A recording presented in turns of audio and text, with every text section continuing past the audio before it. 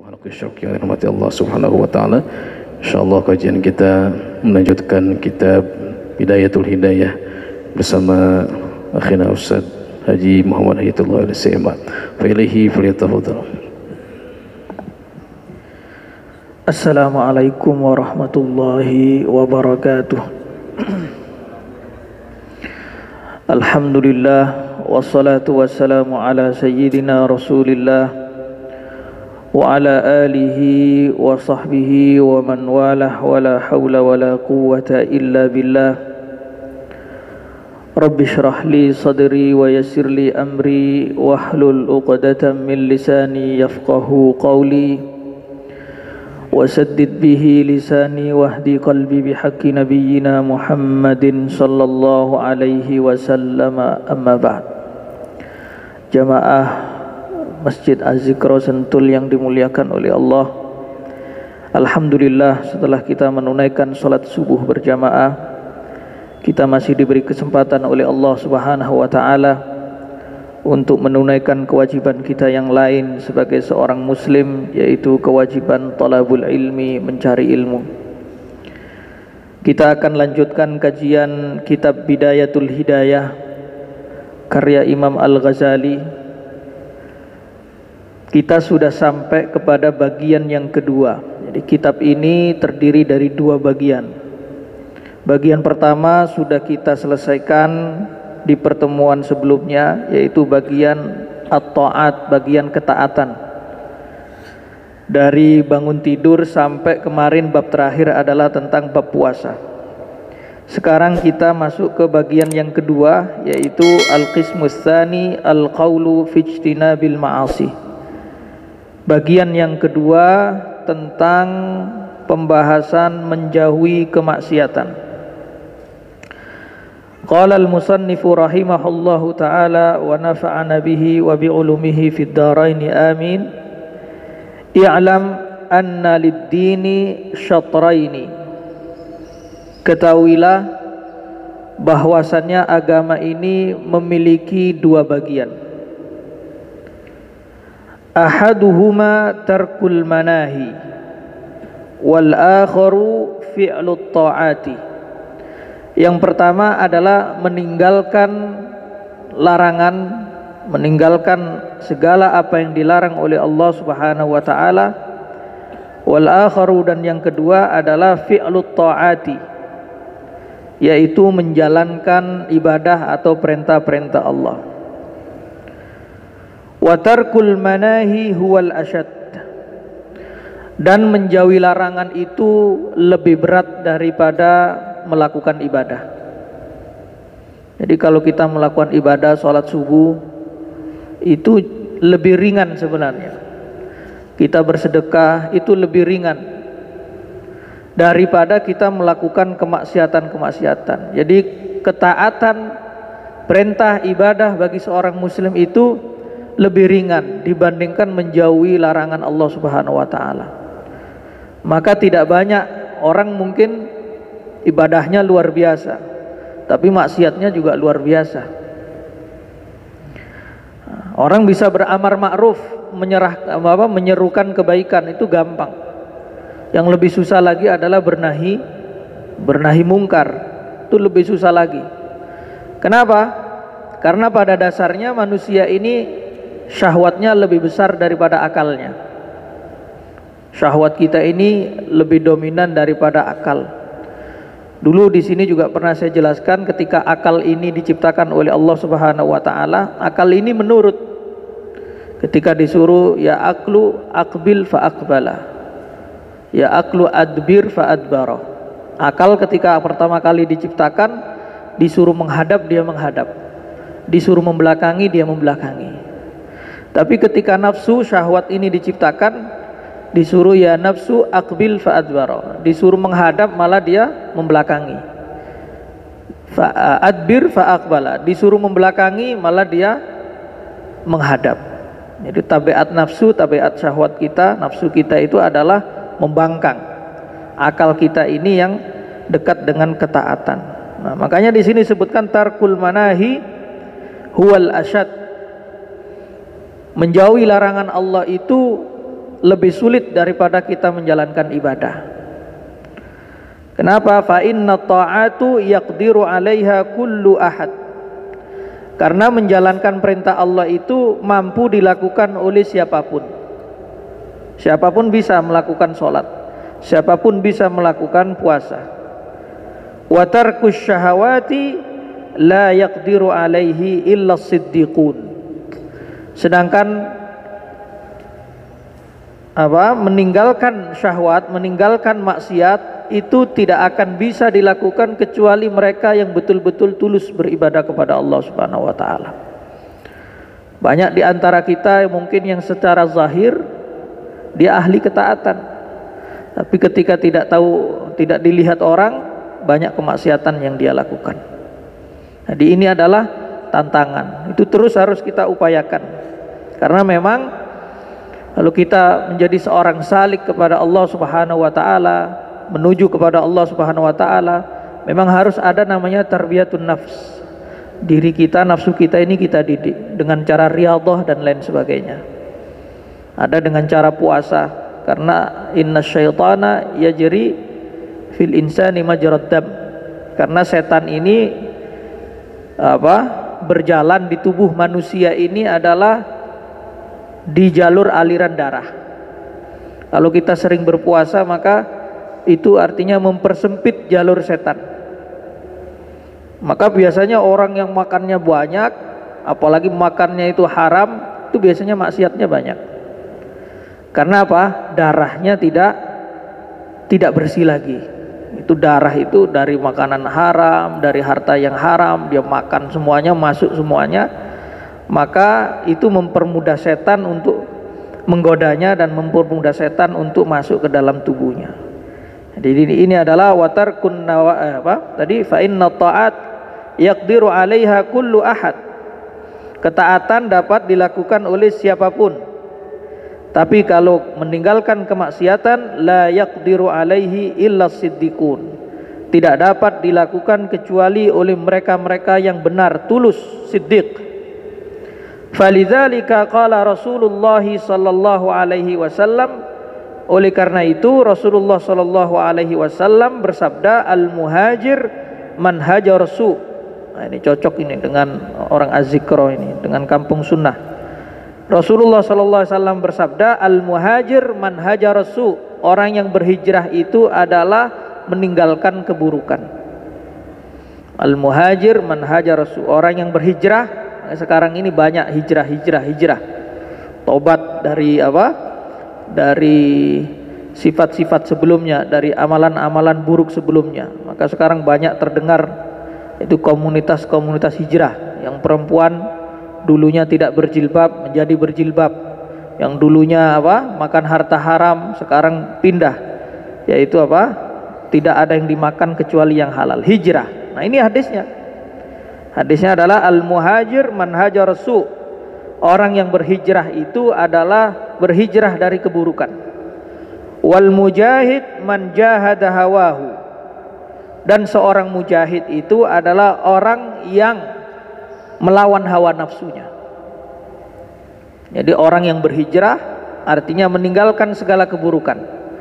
Dan seorang mujahid artinya adalah dia yang melawan hawa nafsunya.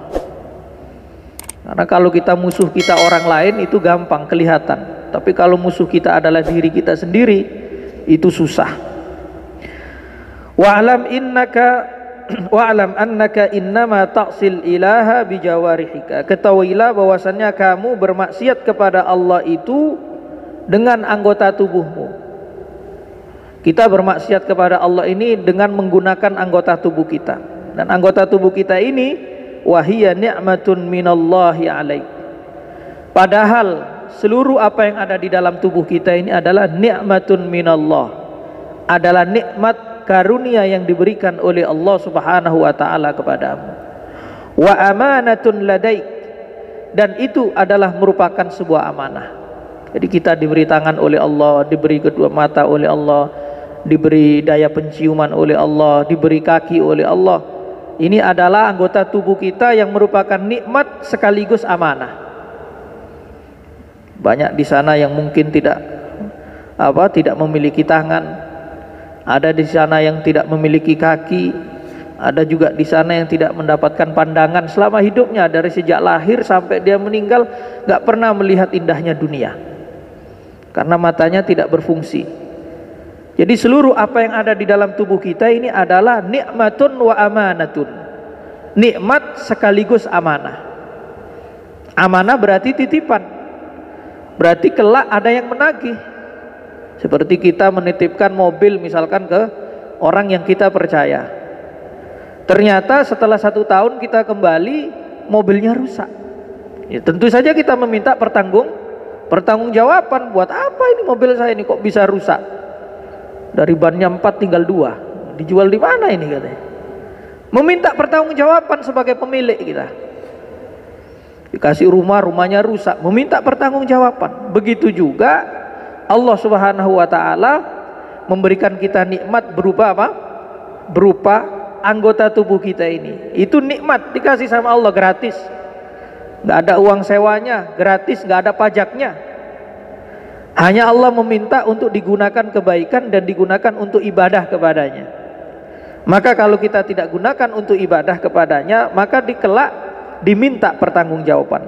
Wa amanatun ladaik fasti'anatuka bi ni'matillahi ala maksiatin ghayatul kufran.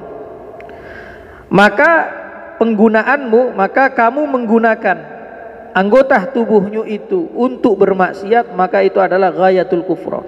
Itu adalah puncak dari kekufuran. Puncak dari kekufuran. Kufur di sini bukan kufur keluar dari Islam, tapi kufur nikmat. Jadi kalau kita menggunakan anggota tubuh kita untuk kemaksiatan, itu adalah kufur nikmat yang paling tinggi. Wa khiyanatuka fi amanatin istauda'akaha Allah Ta'ala ghayatut tughyan. Maka mengkhianati amanah yang dititipkan oleh Allah Subhanahu wa taala kepada kita, itu adalah penentangan kepada Allah, pembangkangan kepada Allah yang sangat luar biasa. Maka para ulama ada yang umurnya 140 tahun tapi matanya ini nggak perlu bantuan kacamata, seluruh anggota tubuhnya ini sehat. Ketika ditanya, wahai Syekh, kok bisa umur setua itu 140 tahun tidak ada anggota tubuhnya satupun yang berkurang fungsinya? Ketika ditanya, beliau menjawab, saya menjaganya dari kemaksiatan, maka Allah menjaga anggota tubuh saya. Maka kita kalau ada sakit-sakit sedikit, nah itu perlu koreksi juga. Jangan-jangan kita melakukan kemaksiatan kepada Allah Subhanahu wa ta'ala. Fa'a'dha'uka ra'ayaka, maka anggota tubuhmu itu adalah rakyatmu. Kullukum ra'in wa kullukum mas'ulun an ra'iyatihi.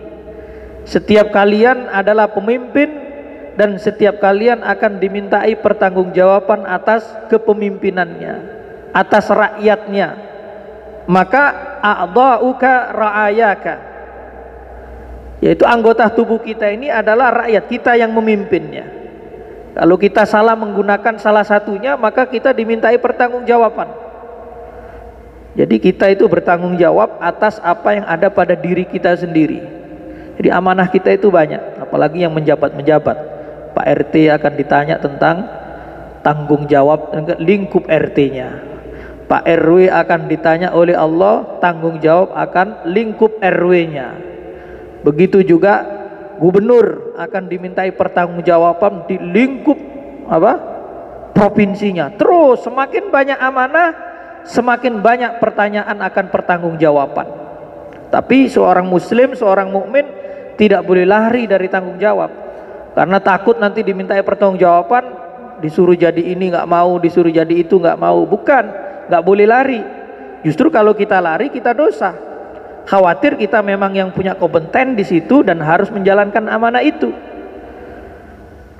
Karena selain memang pertanggungjawabannya besar, kalau kita lakukan, kita laksanakan dengan sebenar-benarnya, pahalanya juga besar. Pahalanya juga besar. Jadi kalau kita tidak jadi apa-apa, kita beribadah paling untuk diri kita sendiri. Tapi kalau kita menjabat sesuatu, entah itu jadi bupati, entah itu jadi gubernur, sekali dia melakukan kebaikan dan dirasakan banyak orang, itu pahalanya juga ngalir kepadanya. Jadi dosanya bisa besar, tapi pahalanya juga bisa besar. Pahalanya juga bisa besar. Pejabat-pejabat publik. Oleh karena itu di dalam 7 orang dalam hadis, sab'atun yuzilluhumullah fi zillihi yauma la zilla illa zillu, 7 golongan yang dinaungi naungan Allah ketika tidak ada naungan yang lain. Yang paling pertama adalah al-imamul adil. Yang paling pertama adalah pemimpin yang adil. Karena ini adalah jabatan yang paling susah. Al-imam al-adil itu urutan pertama. Dan di dalam Islam urutan itu memiliki makna. Jadi bukan tanpa makna ditempatkan di pertama. Kebetulan dulu tesis saya itu tentang takdim wa takhir di dalam hadis ya. Jadi dalam bahasa Arab, baik itu Al-Quran ataupun hadis, sesuatu yang disebutkan pertama itu kemudian rentetan kedua, ketiga, keempat, itu bukan tanpa makna, itu ada maknanya. Kenapa kok ini ditempatkan di pertama, kenapa kok ditempatkan di kedua, ketiga, dan seterusnya. Begitu juga di dalam hadis ini, Al-Imamul Adil, pemimpin yang adil itu ditempatkan di urutan pertama karena paling berat. Jarang orang bisa selamat dikasih amanah untuk memimpin. Bisa zalim dia, bisa korupsi dia, bisa menindas dia dengan kekuasaan. Dan sejarah kekuasaan memang seperti itu. Sejarah kekuasaan memang menindas, sejarah kekuasaan memang zalim. Jarang sekali kalau kita lihat bahkan di dalam sejarah Islam sendiri, Khulafaur Rasyidin pasca yang 4 itu, khalifah di dalam Islam itu yang betul-betul diacungi jempol itu hanya pemerintahannya siapa? Umar bin Abdul Aziz. Memerintah cuma 2 tahun, tapi dikenangnya luar biasa. Beberapa pemimpin setelah itu, pemimpin Islam dianggap zalim.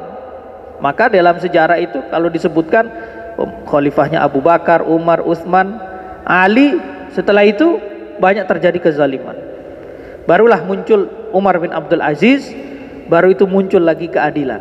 Dan nanti di puncaknya adalah ketika pemerintahannya Imam Mahdi.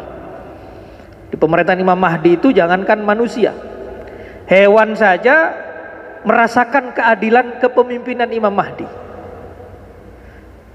Merasakan keadilan itu. Jadi ending dari cerita dunia ini memang seperti itu. Sebenarnya kalau kita baca hadis-hadis akhir zaman dan lain sebagainya, itu ini dunia ini kayak sudah film aja sebenarnya. Nanti ada begini, nanti ada begini, nanti ada begini, kayak film yang sedang berjalan. Makanya Muslim itu sekarang ini kita berjuang saja. Endingnya Islam itu pasti menang kok. Mau dizolimi dalam periode zaman seperti apapun, terzolimi, tertindas sama Islam, gak usah takut. Yang penting kita berjuang. Yang dituntut bagi kita umat Islam bukan menangnya. Di zaman sekarang bukan menangnya, tapi peran kita dalam membela Islam. Peran kita dalam membela agama itu. Kalau urusan menang, itu urusan Allah. Seperti Abu Ayyub Al-Ansari, seorang sahabat Nabi dari kalangan Ansor. Ketika Rasulullah SAW bersabda, la tuftahannal Qustantiniyah wala ni'mal amiru amiruha wala ni'mal jaishu dzalikal jais. Konstantinopel itu pasti akan tertaklukkan, kata Rasulullah SAW. Wala ni'mal amiru amiruha, maka pemimpin terbaik adalah pemimpin pasukan saat itu. Wala ni'mal jaishu dzalikal jais, dan pasukan terbaik adalah pasukan saat itu. Mendengar sabda ini, para sahabat berlomba-lomba untuk menaklukkan Konstantinopel, Turki. Tapi tidak ditakdirkan oleh Allah Subhanahu wa taala. Tidak ditakdirkan. Beberapa sahabat pergi ke sana untuk melakukan enggak. Dan itu takluknya akhirnya di tangan siapa? Muhammad Al-Fatih. Setelah sekian ratus tahun dari era sahabat baru tertaklukkan. Maka itu dalam kisahnya Abu Ayyub Al-Ansari itu berpesan, kalau saya meninggal, kuburkan saya di tempat yang terdekat dengan tembok Bizantium kalau nggak salah ya. Jadi tembok yang waktu itu ada di Konstantinopel. Karena saya ingin ikut mendengarkan gemerincing pasukan Muhammad ketika menaklukkan Konstantinopel. Nah, yang belum ke sana, Ustadz Ferry udah sering itu. Saya ke sana ke Turki. 2 minggu saya di sana. Saya berziarah ke makamnya Abu Ayyub Al-Ansari. Itu adalah tuntutan kita bagi seorang muslim mukmin, ini adalah tuntutannya adalah berjuang saja. Kalau kemenangan Islam itu sudah pasti, itu nggak usah dipikir. Mungkin menangnya nggak di masa kita, nah itu biasa-biasa saja. Banyak sejarah Islam kalau kita baca itu di masa ini Islam tertindas, di masa ini. Nggak usah kita melakukan hal-hal yang di luar batas-batas kewajaran kita sebagai seorang muslim. Terlalu memaksakan memaksakan Islam itu menang di zaman kita, belum tentu. Bisa jadi Allah menakdirkan Islam itu menang setelah 7 turunan kita, misalkan berjaya setelah misalkan 100 tahun dari sekarang, berjaya setelah 700 tahun dari sekarang. Wallahu alam, kita tidak tahu, itu urusan Allah. Yang terpenting bagi kita hari-hari kita sampai kita meninggal dunia, kita berjuang untuk Islam semampunya. Jadi tidak perlu berbuat yang lain. Fa'adha'uka ra'ayaka, maka anggota tubuhmu itu adalah rakyatmu atau orang yang kamu pimpin, sesuatu yang kamu pimpin. Fanzur kaifa tar'aha fakullukum ra'in wa kullukum mas'ulun an ra'iyatihi. Maka lihatlah bagaimana cara kamu memimpinnya. Fakullukum ra'in wa kullukum mas'ulun an ra'iyatihi. Maka setiap kalian adalah pemimpin dan setiap kalian akan dimintai pertanggungjawaban atas kepemimpinannya. Jadi kita ini memimpin tangan kita, kita memimpin mata kita, kita memimpin pendengaran kita. Itu tergantung kita. Mau kita gunakan untuk apa? Mau kita gunakan untuk ketaatan, kita dapat pahala. Mau kita gunakan untuk kemaksiatan, kita dapat dosa. Itu terserah kita. Tangan kalau kita gunakan untuk bersedekah, dapat pahala. Tapi kalau untuk menempeleng memukul tetangganya, dapat dosa. Maka itu adalah di bawah kendali kita. Semua anggota tubuh kita di bawah kendali kita. Tergantung kita mau menggunakannya untuk apa. Wa'lam anna jami'a a'dha'ika satashhadu 'alaika fi arasatil qiyamah bilisanin tulakin zulak. Ketahuilah bahwasannya seluruh anggota tubuhmu ini satashhadu 'alaika akan menjadi saksi menentang kamu. Jadi nanti di hari kiamat fi arasatil qiyamah, di ketika hari kiamat. Jadi ketika hari kiamat seluruh tubuh kita ini, anggota tubuh kita ini menjadi saksi akan amal kita. Kalau amal kita baik, lisan ini sudah dikunci. Di hari kiamat lisan, karena lisan ini suka berbelit, suka berbohong, suka berkelit. Maka lisannya kita dikunci, nggak bisa berbicara. Yang berbicara adalah tangan kita, yang berbicara adalah mata kita, yang berbicara kaki kita, semuanya bersaksi. Satashhadu 'alaika fi arasatil qiyamah bilisanin tulaqin zulak, dengan lisan yang sangat fasih. Bagaimana caranya? Wallahu alam. Mungkin di tangan kita adalah nanti diciptakan sama Allah, bisa berbicara, bisa. Sesuatu yang nggak mungkin kita lihat pada saat sekarang ini, mungkin nanti di hari kiamat. Bahkan kalau kita lihat bagaimana mukjizat Rasul itu, tumbuhan bisa bicara, bisa menangis. Ya kalau kita kayak nggak masuk akal, tapi itu terjadi, bahkan di dunia pun terjadi. Di orang-orang yang khusus yang diberi keistimewaan oleh Allah Subhanahu wa taala. Dan nanti di hari kiamat seluruh anggota tubuh kita akan bersaksi atas amalan kita bilisanin tulaqin, dengan lisan yang sangat fasih. Tufaddihuka bihi ala ru'usil khalaik, yang dapat mempermalukan kamu di tengah khalayak umum pada saat itu. Jadi di akhirat ini orang dikumpulkan sebegitu banyak, kemudian aib kita dibongkar oleh anggota tubuh kita sendiri. Nah itu betapa malunya kita pada saat itu. Kita ahli maksiat, ya kan? Di dunia tidak terbongkar, nanti di akhirat kebongkar. Bagaimana caranya agar di akhirat tidak terbongkar? Pertama, ditobatin, tobat. Yang kedua, sering-sering menutupi aib saudaranya. Karena di dalam hadis, man satara musliman satarahullahu fid dunya wal akhirah. Orang yang selama hidup di dunia itu suka menutup aib saudaranya, maka Allah akan menutup aibnya di dunia dan di akhirat. Jadi kalau kita suka membuka aib orang lain, maka Allah tak akan tutup aib kita, baik di dunia ataupun di akhirat. Apalagi sekarang ini zamannya medsos, luar biasa. Aib orang diumbar begitu bebas di media sosial. Dia tidak tahu konsekuensinya. Ini ngeri nih. Ngerinya lagi kadang punya motif agama. Jadi dia ini tidak paham batasan-batasan syar'i. Begitu aib orang dibuka begitu luas di publik, tujuannya adalah demi perbaikan katanya. Padahal itu menghancurkan dirinya sendiri. Menghancurkan dirinya sendiri. Sehingga kalau kita itu tahu saudara kita ada aibnya, tutup serapat-rapatnya. Memang kan nggak gampang kita mengetahui aib orang lain atau diceritain aib orang lain. Itu tidak gampang untuk untuk tidak bercerita ke yang lain, itu tidak gampang. Maka yang paling enak itu memang tidak terlalu banyak dapat informasi. Semakin banyak informasi itu semakin lisan kita ingin ngomong tentang hal itu. Saya punya guru dari guru-guru saya, Syekh Abdullah Al-Ghumari, ulama besar dari Maroko tapi tinggal di Mesir di Al-Azhar. Salah satunya beliau itu menutup diri dari berita. Dari salah satu mujahadah beliau agar betul-betul fokus dan konsentrasi ibadah kepada Allah Subhanahu wa taala, beliau tidak mau baca berita. Jadi mau berita apapun nggak mau, beliau fokus saja di membaca kitab, membaca ilmu. Kenapa? Apalagi di akhir zaman berita itu banyak sekali akazib, banyak sekali berita-berita bohong. Apalagi sekarang media itu adalah sudah menjadi bagian dari bisnis, ya berita yang buruk itulah yang bagus ya. Jadi aib orang pun nggak peduli dia. Maka itu harus hati-hati. Wartawan-wartawan ini juga perlu hati-hati. Jangan sampai karena profesi kemudian begitu gampang membongkar aib orang lain. Yang harusnya disembunyikan dibongkar ke publik. Itu dosanya luar biasa.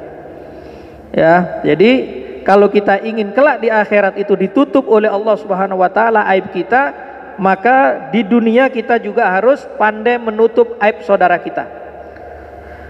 Qala Allah Ta'ala yauma tashhadu alaihim alsinatuhum wa aydihim wa arjuluhum bima kanu ya'malun.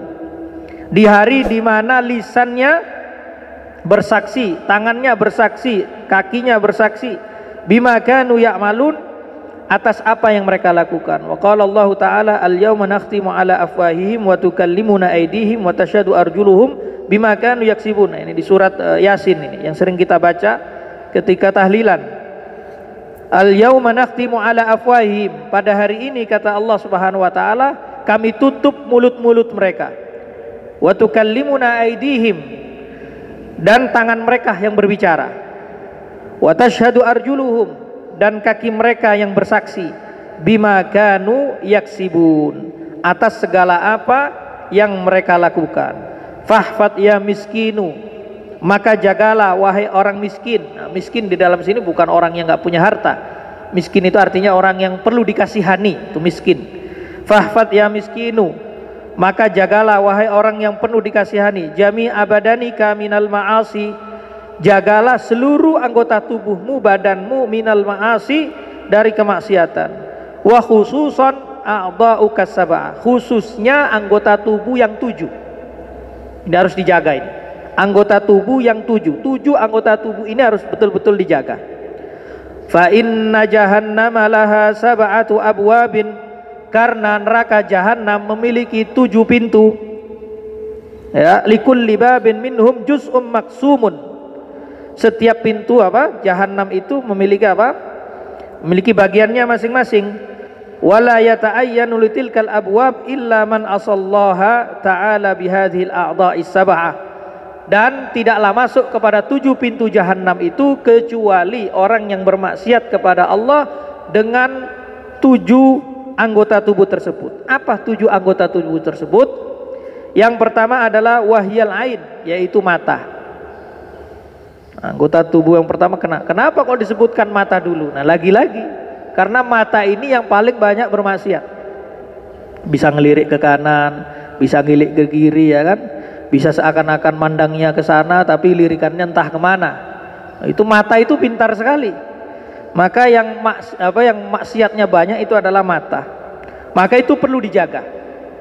Jadi dari 7 anggota yang perlu kita jaga, yang pertama adalah wahiyal ainu, yaitu mata. Wal uzunu. Apa uzun? Telinga. Telinga ini kita jaga nih. Jangan sampai mendengar hal-hal yang tidak baik. Musik-musik yang tidak baik. Nah, kalau musik-musik yang bersifat religi, nah apa-apa. Ya. Kemudian yang ketiga adalah wal lisanu, lisan. Nah, lisan ini juga banyak bermaksiat, dijaga. Semakin banyak omong kita, semakin banyak salahnya. Wal batnu, dan perut. Jangan dibuat makan haram. Kalau cari rezeki yang halal-halal saja. Meskipun sedikit nggak ada masalah. Banyak tapi haram buat apa? Ya, menjadi api dalam perut kita. Wal farju, dan kemaluan. Yang keempat adalah wal batnu wal farju, ya. Yang keempat adalah kemaluan. Wal yadu, yang kelima adalah tangan. War rijlu, kok 5, kok 6? Nah, yang pertama apa tadi? Mata, telinga, lisan, perut, kemaluan, tangan, war rijlu, kaki, ya betul, 7. Amal ainu fa innama khuliqat laka litahdadi biha fil zulumat. Yaitu mata itu diciptakan untuk melihat, wastasta'inu biha fil had, melihat dalam kegelapan, dan bisa kita gunakan untuk keperluan-keperluan yang lain. Wa tanzur biha ila ajabi malakutil ard was samawat. Kita gunakan untuk melihat keajaiban bumi dan langit. Ini adalah fungsi-fungsi panjang ini, fungsi-fungsi dari ketujuh hal tersebut. Jadi fungsinya sudah ada masing-masing. Jangan digunakan salah satu dari 7 hal tadi itu untuk hal-hal yang berbau maksiat. Mata kita, pendengaran kita, kemudian lisan kita, kemudian perut kita, tangan kita, kaki kita, ya, kemudian kemaluan kita. Jadi gunakanlah untuk hal-hal yang bersifat ibadah, agar kelak ketika dihisab oleh Allah Subhanahu wa taala kita tidak berat-berat amat gitu. Kalaupun sudah terlanjur bagaimana? Sudah terlanjur menggunakannya untuk maksiat, ditobatin. Karena kalau sudah dosa itu tidak ada yang betul-betul tidak diampuni kecuali dosa syirik. Kalau kita dosa syirik kepada Allah nggak diampuni. Selain syirik semuanya diampuni. Asal kita mau bertobat. Makanya iblis itu memiliki potensi bertobat sampai hari kiamat. Karena dosa iblis itu bukan dosa syirik. Iblis itu nggak pernah syirik. Iblis itu sangat percaya kepada Allah. Satu-satunya dosa iblis itu sombong. Satu-satunya dosa iblis itu sombong karena tidak mau sujud kepada Nabi Adam. Dan kesempatan tobatnya itu sebenarnya ada sampai hari kiamat. Jadi iblis itu meminta tobat sama Allah, masih diberi kesempatan. Tapi syaratnya satu, yaitu sujud di kuburannya Adam. Nah itu iblis itu yang nggak mau. Gengsinya tinggi luar biasa, sombongnya luar biasa. Karena merasa lebih baik daripada Adam, dan yang kedua dia merasa lebih senior. Penyakit senior itu Pak. Karena sebelum Adam itu ada di surga, iblis sudah duluan. Nah, iblis nggak tahu. Kita ini kan belum masuk surga ya. Iblis sudah duluan Pak. Kita caci maki iblis, tapi iblis sudah duluan masuk surga. Iya. Iblis itu duluan di surga. Baru muncul namanya Adam junior. Disuruh sujud hormat kepada Adam, nggak mau iblis. Karena merasa dia diciptakan dari api lebih mulia, dan juga kemungkinan besar dia merasa paling senior di surga. Gengsi dia. Nah makanya kalau ada di kampung sunnah ini merasa paling senior, itu kena penyakit iblis itu Pak. Ya, jadi gitu. Jadi iblis ini punya potensi tobat sampai hari kiamat. Tapi dengan syarat kata Allah Subhanahu wa taala harus hormat sujud kepada di kuburan, cari kuburan Adam, kamu sujud di situ, dan iblis tidak mau. Dan itu sudah dinas. Lagi-lagi itu udah kayak film. Iblis itu tahu kalau ditakdirkan sudah nggak bisa bertobat dia. Jadi makanya iblis itu pasti masuk neraka. Dan nerakanya iblis itu pun sebenarnya masih ada lebih parah lagi, yaitu nerakanya orang-orang di sini dijelaskan kalau tidak salah nanti. Itu nerakanya yang paling fidarkil asfal itu adalah orang-orang munafik. Orang-orang munafik. Nah, ini jangan sampai kita ini tergolong menjadi orang munafik, karena itu dari 7 neraka hawiyah paling rendahnya Jahanam ini masih paling rentetan paling atas Mas Yan. Yang paling bawah dasar itu adalah neraka Hawiyah. Itu tempatnya orang-orang munafik. Orang-orang munafik itu adalah secara zahir dia Islam, tapi batinnya adalah kufur. Itu yang paling bahaya, lebih bahaya pada Islam daripada yang jelas-jelas zahirnya itu kafir. Orang munafik ini. Semoga kita tidak tergolong lah orang-orang munafik ini. Secara lahiriah kelihatan Islam, tapi begitu memusuhi Islam luar biasa, merugikan Islam luar biasa. Mungkin dia potongannya potongan ustadz, potongannya potongan luar biasa, tapi ternyata hatinya busuk dan selalu yang dia lakukan, selalu yang dia ucapkan adalah merugikan Islam itu sendiri. Nah, ini adalah musuh yang sangat berat. Bahkan ketika sahabat itu ingin membunuh orang-orang munafik, kata Rasulullah apa? Jangan. Nanti kalau kita bunuh orang-orang munafik itu, orang-orang kafir akan membuat berita Muhammad membunuh sahabatnya. Karena secara lahiriah dia adalah sahabat Nabi. Secara lahiriah dia adalah muslim. Maka itu strategi Nabi itu, jangan serang orang-orang munafik, jangan bunuh. Kenapa? Kalau sampai itu terjadi, nanti dibuat berita di luar sana, dibuat isu di luar sana, Muhammad membunuh sahabatnya sendiri. Nah, semoga kita ada manfaatnya. Sudah masuk waktu isyraq ya? Sudah masuk? Ya, saya kira kita cukupkan karena setelah ini babnya panjang sekali. Kita bisa baca di pertemuan berikutnya. Silakan kalau ada pertanyaan. Enggak ada, kita tutup. Bismillahirrahmanirrahim. Allahumma shalli ala sayyidina Muhammad wa ala ali sayyidina Muhammad. Alhamdulillahirabbil alamin. Hamdan yuafi na'amha wa yukafi mazidah. Ya Rabbana lakal hamdu kama yanbaghi li jalalikal karim wa 'azimi sultanik. Allahumma inna nas'aluka salamatan fid din wa afiyatan fil jasad wa ziyadatan fil ilmi wa barakatan fil rizqi wa taubatan qabla al maut wa rahmatan indal maut wa maghfiratan ba'dal maut. Allahumma hawwin 'alaina fi sakaratil maut wan najata minan nar wal 'afwa indal hisab. Rabbana la tuzigh qulubana ba'da idh hadaytana wa hab lana min ladunka rahmah innaka antal wahhab. Allahumma arzuqna fahman nabiyyin wa hifdzal mursalin wa ilhamal malaikatil muqarrabin bi rahmatika ya arhamar rahimin. Ya azim ya azim ya azim, ighfir dzambal azim fa innahu la yaghfiru dzambal azim illa al azim. Allahumma a'inna ala dzikrika wa syukrika wa husni ibadatik. Allahumma hdina wa hdi bina waj'alna sababan liman ihtada. Allahumma ighfir lana wa liwalidina wa masyayikhina warhamhum kama rabbawna shighara. Allahumma ighfir lana wa liwalidina wa masyayikhina warhamhum kama rabbawna shighara. Allahumma ighfir lana wa liwalidina wa masyayikhina warhamhum kama rabbawna shighara. Rabbana atina fid dunya hasanah wa fil akhirati hasanah wa qina adzabannar. Subhana rabbika rabbil izzati amma yasifun wa salamun alal mursalin walhamdulillahi rabbil alamin. Al-Fatihah.